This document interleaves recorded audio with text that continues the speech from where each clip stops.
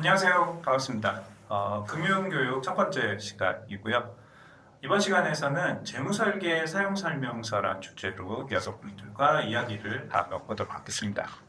재무설계란 말 많이 들어보셨을 건데 이걸 내가 어떻게 해야 할지 우리가 잘 모르는 경우들이 있어요. 그래서 오늘은 나한테 맞는 그런 재무 목표를 설정하는 것과 실현 가능한 현금으로 들어오는 돈과 나가는 돈을 파악하고 그걸 통해서 저축과 투자를 할 수 있는 현금흐름을 만드는 과정, 그리고 자산을 형성하는 이 전체적인 재무 관리 방법에 대해서 같이 이야기를 나눠보도록 하겠습니다. 오늘 목차는 이렇게 구성을 했고요. 첫 번째는 재무 목표에 관한 얘기를 드릴 거예요. 그래서 우리가 어떤 목적을 갖고 어느 시점에 자산을 사용해야 하는가, 혹은 활용해야 하는가, 이런 부분들에 대한 우선순위를 정한다든지 설정을 어떻게 해야 되는지 이 얘기를 드릴 거고요.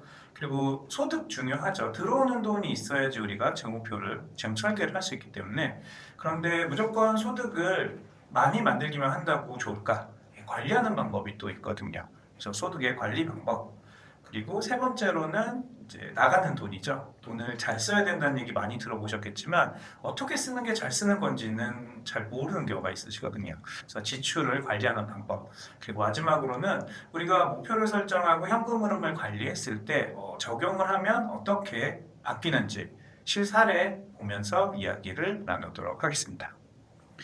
그럼 첫 번째로 재무목표 관련된 얘기를 드릴게요. 재무목표. 사실 재무설계에서 재무목표는 가장 중요한 요소라고 보셔도 무방합니다. 어떤 얘기냐? 여러분들이 내 이야기일 수도 있고 주위 분들 얘기일 수도 있는데 그런 경우가 있으세요. 어떤 경우냐면 돈을 잘 모으고 잘 벌고 잘 쓰고 잘 모으고 있는데 저쪽도 잘하고 특별히 사치하거나 이런 부분이 없는데도 자산이 모이는 게 너무 느리다는 느낌이 들거나 돈이 잘 안 모인다는 생각이 들 때도 있고요. 그리고 어느 정도 돈이 모였을 때, 나 이제 이걸로 뭐 해야 되지? 이런 고민들, 이런 시기가 올 때가 있습니다. 근데 이런 모든 부분들의 대부분의 원인은요, 이유가 바로 이 재무 목표가 없어서 그래요. 우리가 모으고 있는 자산, 그리고 만들고 있는 이 자산을 언제 어떻게 사용하고 활용할지에 대한 구체적인 계획과 목표가 미리 정해져 있다. 라고 하면 포트폴리오 구성한다든지 소득과 지출을 관리할 때 훨씬 더 효과적이고 효율적으로 구성을 하고 실행을 하실 수 있는 거죠. 그래서 재무설계에서는 가장 중요한 부분을 바로 이 재무 목표로 이야기를 합니다. 재무 목표는 우리가 성취를 위한 첫 번째 단계라고 보고요. 우리가 관역을 놓고 그 관역을 맞추기 위해서 집중을 하게 되는 것처럼 목적점이 없다라고 하면 자산 관리가 되게 어려워지시는 거고요. 정확히 보이는 목표가 있다라고 하면 그 목표를 맞추기 위해서 노력을 하실 거잖아요. 그렇죠? 그래서 첫 번째 단계가 바로 재무 목표다라고 생각을 하시면 됩니다. 그래서 재무 목표는 예를 들어서 이런 것들이 있어요. 여행이라든지 아니면 굉장히 좋은 이런 차를 사고 싶다. 혹은 상급 학교에 진학한다든지 학비를 모은다든지 결혼도 목표로 잡을 수 있겠죠. 그리고 내 집 마련이나 은퇴 설계까지 내가 은퇴하는 목표까지 이 모든 것들을 재무 목표로 구성을 해볼 수 있습니다. 방송을 듣는 많은 분들도 자기만의 재무 목표가 있습니다. 내가 하고 싶은 여러 가지 것 중에 어떤 목표를 우선시할지는 한 번 더 생각을 해보셔야 돼요. 재무 목표에는 우선순위를 정해야 돼요. 그래서 중요한 것과 시급한 것.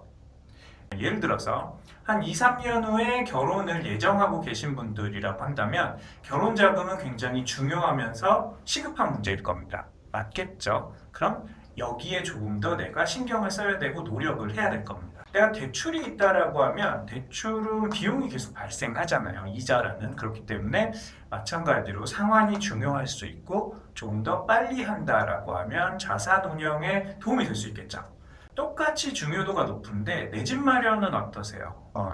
사실 주택의 구입이란 건 그렇게 쉬운 일은 아니잖아요. 그렇죠? 워낙 많은 비용이 들어가기 때문에 그러면 언젠가는 내가 달성을 하겠지만 빠르게 노력하기에는 조금 부담스러운 부분이 있습니다. 중요도는 똑같이 있지만 시급성은 조금 낮다라고 볼 수 있겠죠. 여행 같은 건 사실 당장 가고 싶잖아요, 그렇죠? 네. 내가 뭐 이것을 통해서 깨달음도 얻고 다양한 뭐 경험도 할 수 있어서 중요할 수 있겠지만 결혼 자금, 대출, 주택 구입 이런 것보다는 일반적으로는 낮을 수 있는 거죠. 혹은 내가 꿈꿔왔던 고가의 차량을 구입한다. 차량 구입도 마찬가지로 나한테 중요한 의미가 있을 수 있겠지만 일반적으로 보면 차량은 자산 가치가 그렇게 높지 않거든요. 감가가 발생하잖아요. 그렇죠? 그리고 사는 즉시 취득하는 즉시 비용이 계속 발생을 합니다. 재무적인 관리 영역에서는 유리하지 않은 자산 중에 하나인 거죠. 조기 은퇴를 하고 싶다, 내가 파이어족을 꿈꾼다라고 하면 요거는 급할 수도 있고 조금 여유가 있을 수 있고 사람에 따라 다른 거잖아요. 이렇게 내가 갖고 있는 다양한 목표들을 시간과 중요도에 따라서 한번 정리해 보는 게 필요합니다. 이걸 조금 더 풀어서 얘기를 드리면요, 재무 목표는 스마트하게 준비하라고 얘기를 드려요. 그래서 스마트하게란 건 구체적이고 명확하셔야 되고요. 그리고 정량화되고 측정이 가능해야 됩니다. 달성이 가능한 목표여야 되고요. 너무 허무맹랑한 목표는 우리가 목표라고 얘기하지 않겠죠. 그리고 현실적으로 달성할 수 있을 정도, 그리고 기한이 꼭 정해져 있어야 됩니다. 우리가 막연하게 언젠가는 이라고 잡게 되면 이건 더 이상 제 목표가 되지 않는 거예요. 그래서 우리는 명확하게 달성 가능한, 그리고 실현할 수 있는 구체적인 기간이 정해진 이런 형태의 재무 목표를 구성을 해보셔야 돼요. 예를 들어서 5가지 재무 목표를 내가 갖고 있다. 대출 상환이나 결혼 자금, 주택 구입, 여행, 그리고 은퇴 자금, 뭐 이런 것들 재무 목표가 있다 그러면 목표 금액을 정해보는 겁니다. 그리고 달성할 때까지 어느 정도의 기간이 있을지 한번 기록을 해보시는 거고요. 예시에서 보여드리는 분은 한 달에 한 130만 원 정도 저축이나 투자가 가능하신 걸로 보여요. 그래서 중요도에 따라서 우선순위에 따라서 준비를 하는 거죠. 그리고 이제 계산을 해보는 겁니다. 달성 어느 정도 가능한가. 근데 재무 목표 같은 경우에는요, 시간이 지날수록 자산의 확장성이란 게 있어요. 그래서 예를 들어서 첫 번째 대출 상환 재무 목표가 달성이 되면 월 20만 원의 잉여 자금이 남게 되잖아요. 그러면 이제 다음 재무 목표는 더 빨리, 더 많이 준비할 수 있는 이런 확장성이 있다. 재무 목표 설정 참여하실 때는 이것들을 언제 다 해? 이것도 도저히 할 수 없는 거 아니야? 라고 의심을 하는 경우도 있겠죠. 있을 수 있지만 객관적으로 내가 타임테이블을 놓고 소득과 지출을 관리하면서 저축 투자를 이어나간다 라고 하면 어느 정도 달성이 가능한가? 그리고 그 이후에는 세부적인 조정을 한번 해보는 겁니다. 실질적으로 내가 달성 가능한 시점이 조금 당겨질 수도 있고 미뤄질 수도 있는 거고요. 그리고 이건 뭐 교재 없지만 제가 꼭 드리고 싶은 얘기는 재무 목표가 이렇게 정량화돼서 구성하는 게 왜 중요하냐면, 예를 들어서 이분 같은 경우에 4년 후에 4천만 원 결혼 자금 잡으셨잖아요. 근데 4년 후에 빨리 결혼할 수도 안 할 수도 있어요. 늦게 할 수도 있고, 그렇죠. 근데 중요한 건 4천만 원이 4년 후에 있는가가 가장 중요한 거예요. 여러분 항상 이걸 기억해 주셨으면 좋겠어요. 재무 목표란 걸 잡는 건 내가 자산을 모으기 위한 하나의 수단인 거거든요. 그래서 그 재무 목표가 바뀌었다라고 해서 내 목표가 허사가 됐다, 아닌 거죠. 우리 자본주의에 살고 있거든요. 자본을 축적해 놓으면 이 자체로도 굉장한 가치를 가져요. 그걸 꼭 기억을 해주세요. 제가 다음 이 뒤에 장표에서 어떤 의미인지 조금 더 설명을 드릴게요. 그래서 재무표 같은 경우에는 얘기 드린 것처럼 시간이 지날수록 돈이 확장되는 속도가 있어요. 내가 처음에는 너무 적은 금액으로 시작해서 이것들이 달성이 어려울 것 같으라고 의심이 돼요. 이게 되는 거 맞아? 뭐 이런 생각을 할 수도 있는데 그렇지 않다라는 얘기 드릴 거고요. 만약에 앞에서 보여드린 것처럼 근데 나는 뭐 대출도 없고 결혼 생각도 없고 특별히 뭐 집을 언제 살지 모르겠고 구체적인 게 잘 모르겠어라고 하면 금액 자체, 자산 자체를 재무 목표로 잡으셔야 돼요. 어떤 얘기냐? 예를 들어서 이분 같은 경우에는 올해 특별한 재무 목표 생각을 못했어요. 근데 이제 돈은 저축은 해야 되겠다라고 생각하시면 막연하게 저축하는 거 효과가 낮다라고 얘기했잖아요. 1년에 2천만 원 모으기, 이런 식의 구체적인 수치를 대입해 두셔야 돼요.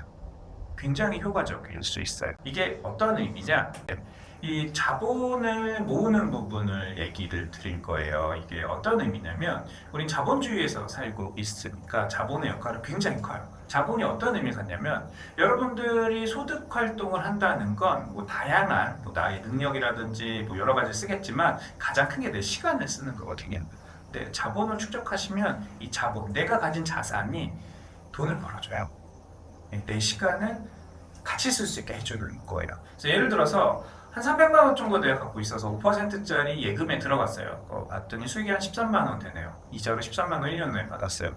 13만 원이면 이걸로 할 수 있는 게 그렇게 많진 않겠죠. 그래서 5천만 원을 그냥 예금에 넣어버렸어요. 1년 후에 이자가 211만 원이네요. 예, 세금 제하고. 211만 원이면 느낌이 굉장히 다르죠. 이런 거예요. 여러분들이 어떤 세부적인 재무표 정하기 어려우시면 금액 목표를 정하세요. 그리고 1년 후에 달성된 금액이 다시 시간이 지나서 어느 정도의 나한테 돈을 벌어주는지. 혼자 일하지 마시고요. 같이 일하는 거예요. 나도 일하고 내 자산도 일하고 투트랙으로 가는 거죠. 이러면 쌓이면 자산이 점점 커질 겁니다. 그래서 이 경험을 꼭 해보시길 바라고요. 그래서 이 경험들을 위해서 제일 중요한 게 보다 재무 목표를 우선 설정해야 된다. 기간 정하시고요. 구체적이고 명확히 하는 거. 달성 가능한 현금으로 만드셔야 되고요. 이걸 기억해 주시면 좋겠어요. 두 번째로 볼 거는 소득과 관련된 얘기들이고요. 소득 관리할 게 뭐가 있어? 라고 생각을 하시는데 우리가 돈을 벌 때 항상 똑같지 않아요. 내가 알고 있는 소득이 있고 실제 소득이 있거든요. 이 차이가 발생을 해요. 그래프로 한번 보여드릴게요. 급여를 만약에 300만 원 받는다. 300만 원 정도면 괜찮잖아요. 그렇죠? 근데 매달 1월부터 12월까지 매번 300만 원씩 받느냐? 이렇게 받는 분도 물론 간혹 있을 수 있어요. 그런데 그런 분들조차도 어떤 달은 301만 원, 2만 원, 어떤 달은 297만 원 이렇게 받으실 거예요. 약간의 편차가 있다. 그런데 대부분의 경우는 다른 모양의 급여를 수령하실 때가 훨씬 많아요. 어떤 특정 월에 예를 들어서 두 번째 그래프 보시면 2월, 9월 명절 상여가 나오는 달 있겠죠. 그리고 12월에 성과급이 나오나 봐요. 소득이 올라가는 경우도 있고요. 그리고 세 번째 케이스 하라고 되어 있는데 6월에 성과급 나오고 그 외에는 편차가 있다든지, 그리고 마지막 케이스 고정상과가 있는다든지 이런 차이가 있을 수 있거든요. 그런데 우리의 문제는 어떤 부분이냐면 실제 소득을 계산할 때 최근 12개월 소득을 고스란히 12로 나누면 이게 월평균 소득이 돼요. 근데 우리 보통 어떻게 하냐면요. 예시 보여드릴게요. 여러분 이 그래프 보면 이분은 평균 소득 얼마쯤 될 것 같아요? 대부분의 경우 이런 그래프의 소득을 얻고 있으시면 자기 소득이 한 300만 원 된다라고 얘기하세요. 가장 낮은 달을 기준으로 해서 파악을 많이 합니다. 그리고 실제로 얘기할 때는 300만 원 좀 넘어요. 많이 받는 달도 있어요 라고 하는데 저축이나 투자할 때요. 기준 금액이 300으로 잡혀요. 왜냐면 290만 원 받는 달이 있잖아요. 내가 적금을 한다든지 어떤 고정적인 저축을 한 330만 원으로 잡아서 한다 그러면 너무 부담스러운 거예요. 아니 그렇게 소득 안 되는 달 훨씬 많은데 그때는 어떻게 적자잖아 라고 생각을 해요. 이분이 이렇게 2월 달에 400만 원 받고 이러잖아요. 이때는 저축이 늦냐? 그럼 좋겠죠. 근데 대부분의 경우는 1월부터 지출이 들어요. 예측 소비를 시작합니다. 여러분 보너스라는 생각을 해요. 이렇게 소득이 많이 들어 성과나 상여 들어왔을 때 보너스는 어떤 의미죠? 추가되는 거잖아요. 그렇죠? 뭔가 내 소득이 아닌 것 같은 거예요. 일회성 이벤트 같은 거고 좀 더 너그러워지고다. 내 마음이 너그러워지고 내가 그동안 하지 못했던 걸 한다든지 혹은 이제 좀 가장 슬픈 케이스인데 그동안 쌓여왔던 카드값을 정리한다든지 이런 것들을 하게 되는 거죠. 그러면 어떤 차이가 발생하냐? 이분의 실질적인 연평균 소득 계산해 보면 335만 원 정도 나와요. 근데 이분이 인지하고 있는 소득은 300만 원 정도 된다고 했잖아요. 35만 원의 퀘리. 이 35만 원을 만약에 잡을 수 있었다라고 하면 이분은 1년에 420만 원의 자산이 더 생길 거예요. 5년이면 2천이 넘어요. 10년이면 4천, 5천이 되는 거죠. 굉장히 중요합니다. 내가 소득 활동을 하고 있다 그러면 그건 보너스 이런 개념이나 성과상여는 그냥 주는 돈이 아니죠.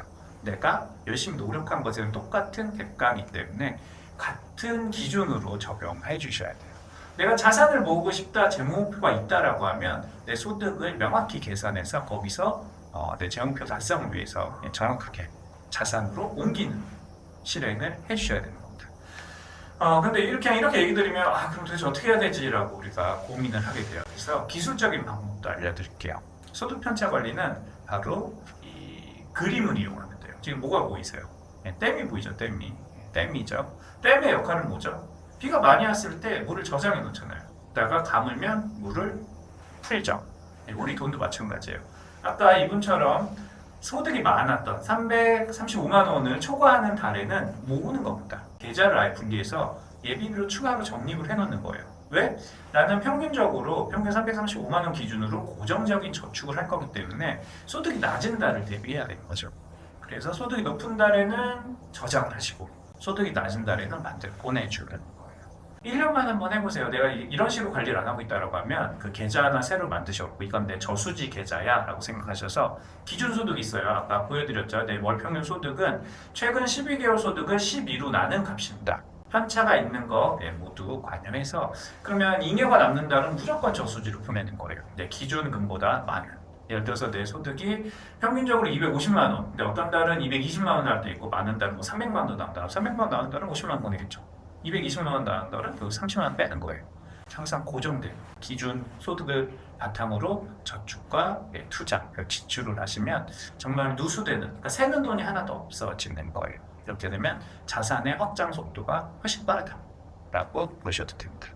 다음으로는 지출 얘기 드릴 거예요. 지출 굉장히 중요하죠. 지출은 정말 중요해요. 지출은 되게 많이 강조해도 전혀 부족하지 않아요. 우리가 지출을 신경 쓰지 않으면 구조적으로 지출을 잘하지 못하게 되는 것들이 있어요. 그래서 지출 관리는 굉장히 신경을 써주셔야 되는데 보통 그런 얘기를 많이 하세요. 그럼 돈을 아껴 써야 되나요? 뭐 이런 얘기를 해요. 근데 저는 항상 그 얘기를 드려요. 돈 아끼지 마세요라는 얘기를 들어요. 어떤 의미냐면 돈은 아껴 쓰는 게 아니고요. 잘 쓰시는 거예요. 막 쓴다는 게 아니고 많이 쓴다는 게 아니라 잘 쓰는 거예요. 여러분 가심비라는 얘기 들어보셨잖아요. 우리가 지출하는 모든 행위에는 같은 만족도가 아니라 다른 만족도를 갖게 돼요. 그런데 내가 지출을 했을 때 그만한 만족도가 없는 것들이 있다라고 하면 걔는 빼내기 시작하셔야 돼요. 지출을 했을 때 내가 쓰는 금액, 예를 들어서 내가 10만 원 썼다. 10만 원어치의 만족감이 있으면 괜찮은 거죠. 10만 원 썼는데 그 이상의 만족감이 있는 경우도 있어요. 그런 경험 하시잖아요. 와 정말 돈 잘 썼다. 이거는 아깝지 않다 하는 경험이 있고 반대도 있어요. 아 돈 아까워. 이건 좀 잘못한 것 같아. 예.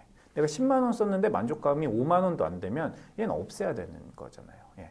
이런 불필요한 내가 만족하지 못하는 지출만 여러분이 빼내셔도 지출관이 굉장히 좋아지는 거죠. 그리고 하나만 더 얘기 드릴게요. 이건 마찬가지로 교재에 있지 않지만 우리가 지출을 할 때요. 세 가지가 있어요. 세 가지가. 어떤 세 가지가 아니고 우리 인지 과정에서 세 가지가 발생하는데 첫 번째는 조금 전에 말씀드렸던 만족도가 굉장히 높은 지출이에요. 근데 얘는 보통 전체 지출의 한 10에서 15%될 거예요. 그렇게 생각보다 많지 않습니다. 두 번째 얘기 드렸던 굉장히 후회스러운 지출이 있어요. 아까운 지출 있죠. 아, 돈 낭비했다. 마트 가서 이것저것 많이 샀는데 결국 버리게 된다. 옷 예뻐서 샀는데 안 입게 된다. 이런 것들 있잖아요. 아, 이거 좀 돈 아깝다 하는 것들 있죠. 이게 전체의 한 20%에서 25% 정도 될 거예요. 아니 그럼 나머지 60, 70%는 뭐냐? 뭘 것 같으세요? 기억 안 나는 지출이에요. 여러분 신용카드 사용하시면 이런 거 있어요. 예를 들어서 지금 9월인데 8월 10일 주식회사 땡땡땡 88,000원 이런 거 있어요. 이거 뭐지? 하는 경우 분명히 있거든요. 8만 원이나 지출했으면 적은 돈 아니잖아요. 근데 기억이 안 나요. 이런 거보다 더 심각한 건 뭐냐면 주식회사 땡땡땡 830원 박 이런 게 있어요. 이건 정말 기억이 안 나요. 이게 도대체 뭐야? 어디서 빼간 거지? 예. 이런 지출 다 없애셔야 돼요. 인지하지 못하는 지출이 가장 불필요한 지출일 수 있어요. 습관적 지출 영역이 여기가 들어가고요. 그리고 우리가 지출할 때 굉장히 합리적인 의사결정 하는 줄 우리가 생각을 해요. 근데 사실 그렇지 않아요. 우리는 거의 무의식 과정에서 들어가거든요. 그래서 이거를 의식화해야 된다. 이 정도 얘기 드릴 거고 마찬가지로 방법에 대한 얘기를 좀 드릴 텐데 먼저 지출에 대해서 구분하는 방법부터 얘기를 드릴게요. 지출은 크게 3개 정도로 나뉜다라고 보시면 되고요. 첫 번째는 저축이랑 투자처럼 자산화 지출이 있어요. 내가 써서 없애는 돈이 아니라 자산으로 옮기는 돈. 이게 바로 비소비성 지출 중에 하나인 거죠. 그리고 고정 지출이라는 게 있습니다. 이건 무조건 매월 나가는 거예요. 내가 내 의지하고 상관없이 뭐 대출 이자라든지 아니면 임대료, 뭐 관리비라든지 이런 게 있죠. 편차가 조금 있을 수 있는데 거의 확정적으로 나가는 것들이 있고요. 변동 지출이라는 게 있어요. 마찬가지로 매월 발생하지만 발생하는 달도 있고 안 하는 달도 있고 그리고 금액 차이도 커요. 내 의지에 따라서 뭐 식비나 옷을 사거나 뭐 취미활동 이런 것들이 있겠죠.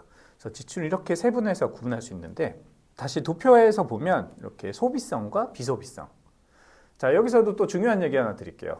소비성 지출은 어떤 의미죠? 써서 없어지는 거예요. 비소비성 지출은 일부는 사라지기도 하지만 남는 거죠. 자산화 지출이라고 보셔도 되거든요. 제가 서두에 우리는 자본주의에서 살고 있다고 얘기를 드렸잖아요. 그래서 이제 그런 질문 되게 많이 하세요. 어떤 질문 하냐면 강사님 소득에 어느 정도 저축하는 게 맞아요? 이런 얘기 많이 물어보시거든요. 몇 퍼센트 하는 게 맞냐? 사실 정답은 없죠. 개인마다 상황이 다르니까. 그런데 기준은 정확히 드릴 수 있어요. 내가 특별한 사정이 없다. 예를 들어서 뭐 독립생활을 해서 숨 쉬는 비용이 너무 많이 나간다. 뭐 이런 게 아니라고 하면 우리는 항상 50.5% 저축을 하셔야 돼요. 생산자하고 소비자 동시에 우리가 같은 포지션 자본주의에서 잡고 있거든요. 돈을 버는 생산자의 행위가 있고 돈을 쓰는 소비자의 행위가 있는데 생산자가 조금이라도 높아야 돼요. 그래야지 시간이 지날수록 자산이 더 많이 축적이 되는 거예요. 그럼 우리가 자산화 지출, 저축이나 투자하는 건 생산자라고 보셔도 되거든요. 근데 자본을 쌓아가는 거니까 그렇죠. 소비성 지출은 없어지잖아요. 예. 최소 절반 이상. 그런데 아까 얘기 드린 것처럼 개별적인 환경의 차이가 있어요. 예를 들어 독립생활하고 계신다. 그럼 숨만 쉬어도 돈이 나가요. 임대료 내야 되죠. 대출이자 나가는 경우도 있고. 어쨌든 집에서 거주하는 다른 분들보다 훨씬 높은 소비성 지출이 발생하잖아요. 어쩔 수 없는 지출. 그러면 비중을 좀 조절할 수 있겠죠. 그렇다고 해도 일단 마음속의 기준은 절반 정도, 그 이상으로 보시는 게 좋다 정도 정리를 하겠습니다. 지출을 다시 세분화하면 이렇게 나눠볼 수 있어요. 지출을 세분화하는 이유는 어떤 부분에 있냐면요. 막연하게 소비성 지출, 비소비성 지출이라고 그러면 이제 빠뜨리는 것들이 있습니다. 그래서 좀 더 이제 항목화하는 거예요. 빠지지 않게. 그래서 여기서 보시면 이제 뭐 식비, 주거비, 교육비, 교통통신, 문화교재, 기타 소비 이렇게 잡혀 있고 밑에 줄에는 의류, 신발, 가사용품, 보건의료, 연일회성 이렇게 잡혀 있어요. 그래서 상단에 있는 지출들은 월 지출이에요. 매월 거의 발생을 합니다. 그러니까 차이는 있겠죠. 비용 차이는 있지만 항목 자체는 거의 고정적으로 발생한다 보는 거고 하단에 있는 지출들은 1년에 한 번 이상 발생을 할 수 있는데 그렇다고 매월 발생을 안 할 수도 있어요. 약간 이벤트성 지출인 거죠. 그래서 이 두 가지 지출들을 한번 적어보는 거예요. 그럼 내가 어느 정도 쓰고 있는지 어느 정도 써야 하는지에 대한 가늠을 할 수 있겠죠. 지출 관리는 이제 시스템적으로도 이야기를 드릴 수 있어요. 세 가지 단계로 돈에 대한 통제력을 강화시킬 수 있는데 첫 번째는 예산을 작성하는 겁니다. 예산 들어보셨죠, 여러분? 정부나 기관, 회사들은 어때요? 돈을 쓰기 전에 어떻게 하죠? 얼마 쓸지 정해놓고 써요. 근데 우리는 어때요? 정부나 기관, 회사보다 돈이 없거든요. 근데 우리는 좀 편하게 쓰죠. 그래서 어렵다. 예산을 세워야 한다. 예산을 세우기만 하면 또 의미가 없죠. 집행을 하고 정산을 해야 됩니다. 이 세 가지가 내가 돈에 대한 지출에 대한 컨트롤, 통제력을 기르는 가장 중요한 요소인 거예요. 얼마 쓸지 정하고 실제로 쓰고 그리고 정산까지 하는 거. 이게 이제 훈련이 되기 시작하시면 내가 정확한 지출을 관리하게 된다라고 보셔도 돼요. 예산을 세울 때는 이렇게 세 가지 근거가 필요한데요. 일단 과거에 내가 어느 정도 썼는지를 한번 추정을 해 보셔야 되고요. 그리고 실제로 실행이 가능한지 또 가늠해 보셔야 돼요. 구체적으로 실행 계획을 잡으셔야 돼요. 제가 예산 세우기 얘기할 때 어느 정도로 얘기를 드리냐면 단순히 이건 형식적인 게 아니에요. 우리가 자산을 모으기 위해서 가장 중요한 요소인 거잖아요. 그래서 예산을 내가 만약에 잡았다. 뭐 처음에 시작하실 때는 하루 예산부터 잡으시면 좋아요. 일 예산, 주 예산, 월 예산, 그다음에 연 예산 형태로 가는데 예를 들어서 일 예산부터 내가 시작한다. 그래서 내일 교통비하고 점심값, 뭐 커피 예산 15,000원 예산 잡았어요. 근데 갑자기 친했던 친구가 놀러 온대요. 그럼 어떻게 해요? 어떻게 하셔야 되겠어요? 나 예산은 15,000원이에요. 친구 오면 어떻게 해요? 그럼 얘기를 해야 돼. 어떤 얘기를 해야 되냐면 나도 네가 너무 보고 싶고 너무 반갑다. 근데 오면 네가 돈을 내야 돼. 뭐 이런 얘기를. 이 정도의 결심이 있어야 됩니다. 예산을 세웠다고 하는 건요. 이걸 지키기 위해서 노력한다는 게 굉장히 강한 노력이 들어가야 돼요. 물론 예시로 얘기 드린 거예요. 우리가 월 예산을 세운다라고 하면 친구가 갑자기 찾아와도 다른 예산을 조정해서 친구랑 뭐 재밌게 놀 수 있겠죠. 그런데 만약에 월말에 내가 1일부터 말일까지가 예산 그 기한인데 월말에 친구가 놀러 온다 그러면 얘기해야죠. 네가 돈을 내든지 알면 다음 달 초에 와. 뭐 이런 식으로 지키기 위한 노력이 꼭 들어가야 됩니다. 단순히 예산을 설정했어로 만족하면 절대로 안 되세요. 집행 정산이 들어가야 되고 얘는 지켜줘야 돼요. 그게 가장 중요합니다. 좋습니다. 그래서 예산은 과거 자료에 근거해서 내가 예전에 어느 정도 썼는지 항목별로 한번 추정해 보시는 거고요. 정확하지 않아도 돼요. 대략적으로. 그 다음에 실행 가능한 예산. 내가 예를 들어서 배달 음식을 너무 많이 먹는다. 일주일에 3번씩 배달 음식을 먹고 있다라고 하면 생각해보니까 그렇게까지 안 해도 돼. 2번으로 줄여볼까? 뭐 2번만 먹을까? 혹은 뭐 지금부터 차라리 잘 됐네. 좀 건강하게 내가 집에서 뭐 건강식을 해보자. 뭐 이런 식의 조정 가능한 부분들을 생각해 보시고 구체적으로 실행 가능한 예산을 만드셔야 됩니다. 예산 같은 경우에는 요 3가지 외식비나 쇼핑, 유흥, 문화생활비가 우리를 힘들게 하는 것들이에요. 이제 중요도가 이렇게 조금 낮은 경우들이 있고요. 보통 편리함이나 즐거움으로 지출을 하는 경우가 있는데 여기서 한 가지 팁을 드리면요. 이런 지출을 했을 때는 당장의 만족도는 되게 높아요. 그런데 한 달 정도 지난 다음에 그러니까 기록을 당연히 해야 되겠죠. 그 지출에 대해서 객관적 평가해 보면요. 돈이 아까운 경우가 꽤 많아요. 생각보다. 아, 이건 좀 불필요했다. 이때 너무 기분을 냈다. 뭐 이런 것들 있잖아요. 그래서 이걸 기록을 세워서 자꾸 되뇌인다라고 하시면 사실 아까 얘기한 대로 이런 지출들, 기억 안 난 지출이나 불만족스러운 지출들이 빠지게 되죠. 그럼 우리는 자연스럽게 지출 관리를 잘 할 수 있게 됩니다. 제가 하나 바라는 건 사실 이렇게 얘기를 드려도 실행까지 옮겨지는 경우가 많진 않아요. 우리는 좋은 얘기 듣고 이거 너무 어려워 보여 이렇게 생각하시는 경우가 있는데 이번만큼은 한 번만 해보자. 좋아. 그럼 한 달 해볼까? 이런 마음 가지셨으면 좋겠어요. 그래서 실제로 내가 해보고 안 해보고는 굉장히 차이가 나잖아요. 그래서 정말 10분 중에 한두 분 정도라도 지출에 대한 컨트롤, 그러니까 예산, 집행, 정산이 이제 이루어지기 시작하면 정말 굉장히 다른 경험을 하게 됩니다. 어떤 부분에서 자산이 형성되는 부분에서. 내가 아무것도 하는 게 없는데 특별히 사치하지 않는데 왜 돈이 안 모이지? 이런 게 이제 내 삶에서 없어지는 거예요. 그래서 이 부분은 꼭 기억을 해주셨으면 좋겠고요. 또 하나 어려운 게 계절 지출이라는 게 있어요. 명절, 여행, 뭐 이벤트 같은 것들이 있는데 기준은 조금씩 다릅니다. 내가 뭐 사회적 관계가 굉장히 넓다든지 다른 지출은 다 억제해도 여행 다니는 건 포기할 수 없어. 뭐 이런 경우는 제외하고 일반적으로는 내 소득의 1배 반이 넘지 않는 선에서 이벤트 지출을 진행하시는 걸 좋다라고 얘기를 드려요. 내가 한 달에 한 200만 원 정도 벌면 1년에 이벤트 지출 비용은 한 300만 원 안쪽에서 이렇게 맞춰보는 게 적정하다라고 얘기를 드립니다. 자, 예산까지 세우면 이제 집행을 하고 정산을 하셔야 되겠죠. 그래서 실제로 기간을 정하시고요. 뭐 1일부터 말일이 이제 뭐 보편적으로 많이 하시는데 급여일부터 급여일 전일까지 하셔도 돼요. 예를 들어서 뭐 25일이 급여일이다라고 하면 25일부터 다음 달 24일까지가 내 한 달 정산. 뭐 기간은 편하게 잡아주시면 되고요. 그래서 실제로 정산을 해보는 겁니다. 그래서 정산을 하기 위해서 뭐가 필요하죠? 가계부 기록이 필요해요. 그래서 여러분 가계부를 쓰라고 항상 얘기 드리는데 저는 가계부 썼는데 성공을 못했어요. 저는 뭐 어플로 자동으로 기록돼요. 뭐 이런 얘기들 하세요. 아니면 이제 너무 나한테 안 맞는 것 같다 이런 얘기 하시는데 재미가 없다. 뭐 이런 얘기. 왜 재미가 없냐면요. 가계부를 일기처럼 써서 그래요. 이것처럼 예산이랑 얼마 쓸지 정해놓고 결과 기록하는 거죠. 이제 가계부 기록 그리고 정산까지 하게 되면 다른 의미를 갖는 거죠.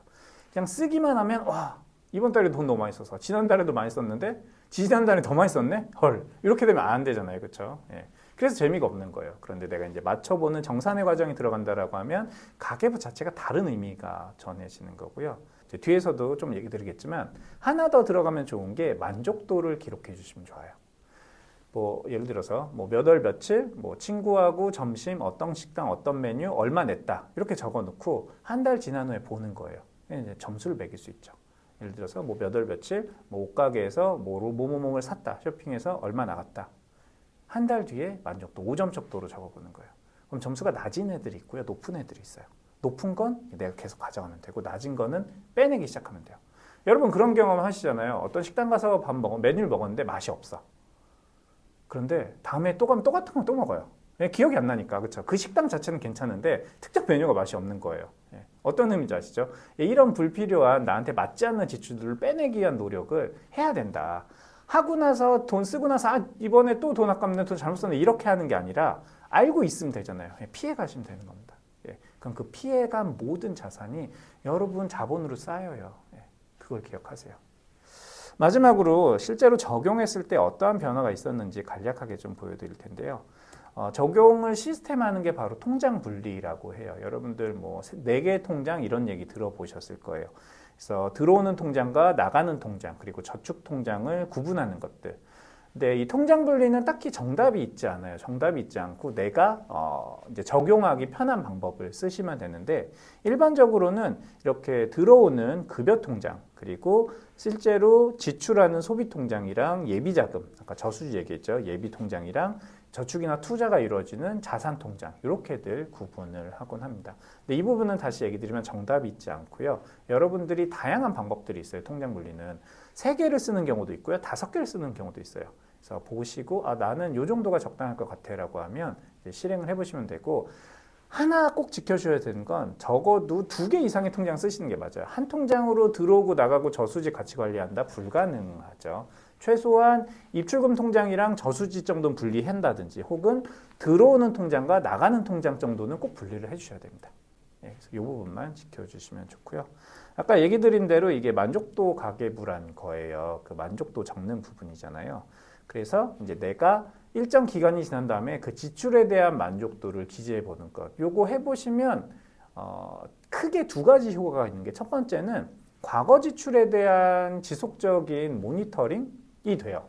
내가 이전에 이런 것들을 했네. 그리고 더 재밌거든요. 그리고 2번째는 아까 얘기 드린 대로 불만족스럽거나 의미 없는 지출들 그리고 관성적 지출이 있어요. 예를 들어서 어렸을 때부터 어떤 특정 제품을 모아왔다. 근데 나한테 어느 시점 되면 의미가 없어질 수 있거든요. 근데 이제 계속 하는 거죠. 원래 모았으니까. 근데 이 만족도 가격을 쓰면서 이제 그런 게 없어지는 경우가 꽤 많아요. 저도 이제 실제로 상담하면서 인형을 모으던 분이 있는데 만족도 가격을 쓰고 나서 뭐 인형 뽑기나 인형에 쓰는 돈이 만족도가 안 높은 거예요. 이제 처치곤란이죠.